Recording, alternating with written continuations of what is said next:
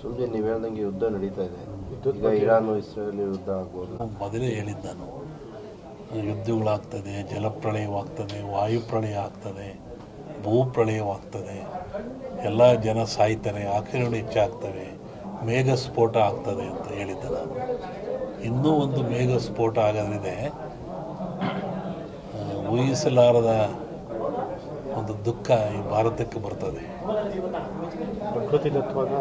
ಪ್ರಕೃತಿದತ್ತವಾಗಿ ಆಗ್ತದೆ ಮೇಘ ಸ್ಫೋಟ. ಗುರುಜಿ ಮತ್ತೆ ಹಿಂದೆ ಹೇಳಿದ್ರಿ ಮನುಷ್ಯರು ಓಡಾಡ್ತಾನೆ ಬುದ್ಧಿವಂತಾರೆ ಕುಸ್ತು ಬಿದ್ದು ಅಂತ. ಇತ್ತೀಚೆಗೆ ನಡೆಯೋ ಹೃದಯಾಘಾತಗಳು ಅದನ್ನು ಹೇಳಿದ್ದೆ. ಒಟ್ಟಿಗೆ ಜನಜೀವನ ಅಸ್ಥಿರ, ಯಾವಾಗ ಮನೆಗೆ ಬರ್ತಾನೆ ಹೋಗ್ತಾನೆ ಅಂತ ಹೇಳೋದು ಕಷ್ಟ. ಅಸ್ಥಿರ ಇನ್ನೂ ಜಾಸ್ತಿ ಆಗ್ತದೆ. ಅದರಲ್ಲಿ ಅರಸನಾಲಯಕ್ಕೆ ಕಾರ್ಮೋಡ ಕವಿದೀತು, ಅದು ರಾಜ್ಯಕ್ಕೂ ಸೆಂಟ್ರಲ್ಗೂ ಇದೆ. ಹಿಂದೆ ಹೇಳಿದ್ದು 2-3 ಜನ ಪ್ರೈಮ್ ಮಿನಿಸ್ಟರ್ ಕೊಲೆ ಆಗ್ತಾರೆ, ಸಾಯ್ತಾರೆ ಅಂತ, ಅದು ಆಗ್ತದೆ.